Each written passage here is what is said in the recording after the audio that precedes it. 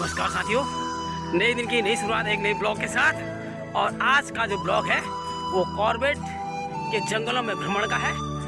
और हम तो इस मामले में अपने आप को बहुत भाग्यशाली समझते हैं कि जिस कॉर्बेट के जंगलों में घूमने के लिए लोग तरसते हैं, कई प्रकार के पापड़ बेलते हैं, महीनों पहले एडवांस बुकिंग कराते हैं, हम इस क्षेत्र में निर्बाध रूप से स्वतंत्र रूप से भ्रमण कर सकते हैं। और सोचा कि इसी बहाने आपको भी कॉर्बेट के जंगलों की सैर कराई जाए।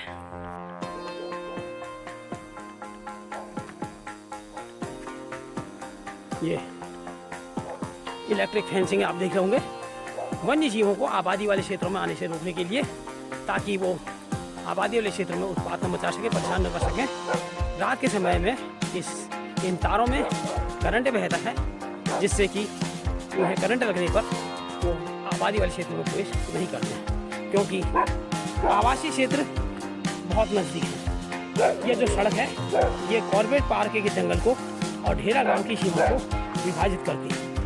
जो लकड़ियों की बाड़ है ये ढेरा गांव की सीमा है। आप देख सकते होंगे, आपको मकान दिखाई दे रहे हैं, खेत दिखाई दे रहे हैं, और दूसरी ओर आपको कॉर्बेट का घना जंगल। और इस इलेक्ट्रिक फेंसिंग के अंदर की ओर आप एक खाई देख रहे होंगे। ये खाई भी इसी उद्देश्य से खोदी गई है, ताकि हाथी जैसा जानवर गांव में प्रवेश न कर सके, क्योंकि अक्सर हाथी आता है गांव में और काफ़ी उत्पात मचाता है, लोगों को नुकसान करता है। तो उससे बचने के लिए ये सब किया गया है। और फिलहाल यहाँ पर जो जंगल है वो यूकेलिप्टस के पेड़ों से बना हुआ है। मौसम बहुत शानदार।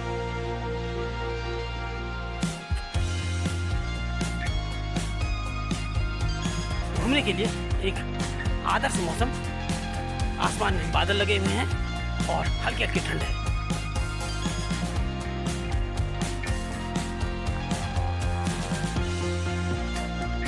यूकेलिप्टस का विशाल जंगल,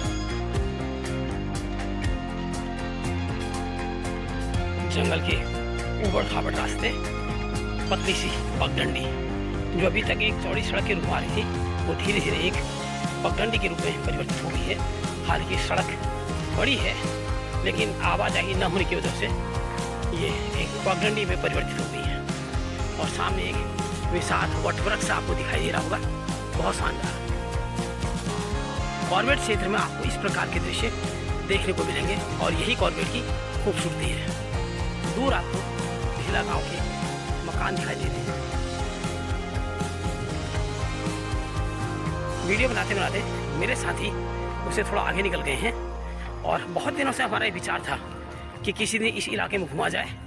तो ये तय किया गया कि किसी दिन संडे के दिन, रविवार के दिन हम आएंगे। और आज दिन रविवार का, आज हम घूमने के पर्पज से आए हुए हैं।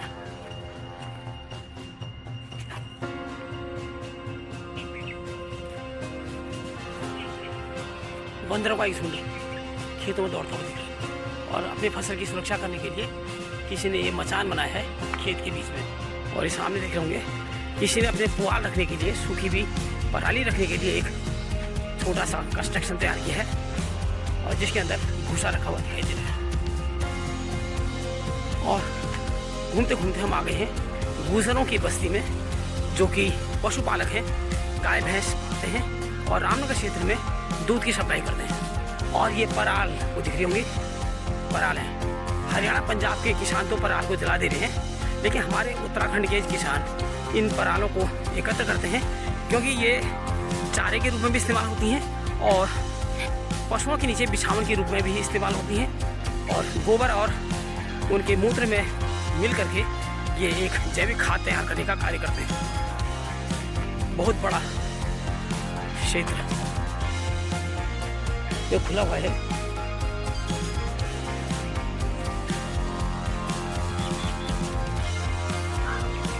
गुजर लोग हैं, मुख्यतः पशुपालक हैं, गाय भैंस पालने का कार्य करते हैं। और रामनगर क्षेत्र में जो दूध की सप्लाई है वो मुख्यतः इन्हीं के लोगों के द्वारा की जाती है। विभाग के द्वारा इन्हें कानूनी रूप से इस क्षेत्र में रहने की परमिशन दी गई है, इसीलिए ये आबादी यहाँ पर बसी हुई है। रूप से संपन्न लोग हैं। हालांकि मकान टूटे फूटे दिख रहे हैं, लेकिन मोटरसाइकिल और कार बताती है कि आर्थिक स्थिति काफ़ी अच्छी है।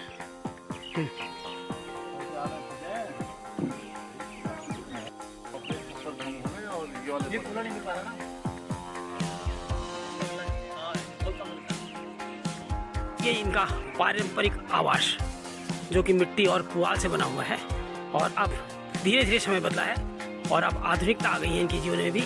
और आप देखे होंगे ईंटों और टिन शेड से बनी हुई आवास आपको दिखाई।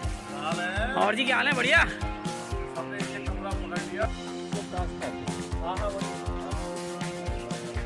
घास जो बरसात से पहले नहीं, सॉरी जाड़ा आने से पहले शुरू होता है। घास की घास इससे पता लगता है कि बरसात में सॉरी जाड़ा आने वाला है। हाँ, राम जी माना है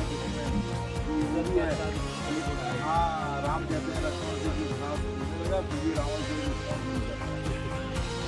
क्या छुट्टी थी भाई? क्या नाम बेटा तेरा? हैं? रिजवान। और तेरा नाम क्या है? अजमा। अच्छा है? दो में? अच्छा क्यों जाए घर है? है? आधार कार्ड नहीं है? होगा तो खैर हो। धन्यवाद सर, धन्यवाद। मम्मी पापा का ही तो देखा जाता है। जाओ जाओ स्कूल जाओ। इस वक्त ठंडे और सुनाओ, पानी की व्यवस्था की गई है भाई साहब के द्वारा। सर इसके अंदर ना बैठक, रसोई, उसका जो पूरा सामान रखने का सिस्टम है इतना प्यारा होता है, बड़ा मज़ा आता है उसको। और बैठक भी है उसी में, और किचन का सामान भी है, बड़े करीने से रखा रहता है।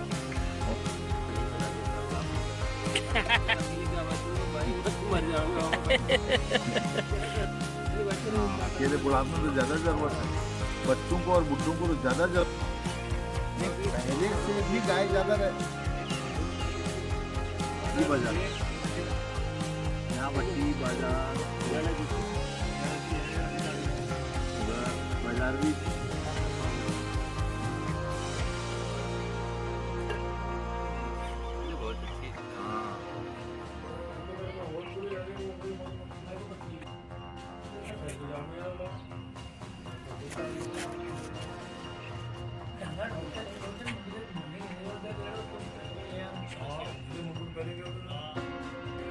जैसा कि बताया गया है कि इस वक्त इन लोगों के पास लगभग 200 गाय और भैंसें हैं, जिनके दूध की सप्लाई ये एक तो ये स्थानीय भट्टी में करते हैं जहाँ की मावा बनाया जाता है, और उसके बाद कुछ हद तक ये दूध बाजार में भी सप्लाई करते हैं। बहुत खूबसूरत दृश्य। बगल में नीम का पेड़। पुरातन और आधुनिक दोनों निर्माण कलाएं यहाँ पर आप देख सकते हैं। बहुत बड़ी मात्रा में पुआल एकत्र किया गया है, क्योंकि 200 गाय भैंसे हैं तो निश्चित रूप से इनकी आवश्यकता भी नहीं ज़्यादा है। चिड़ियों का कलरव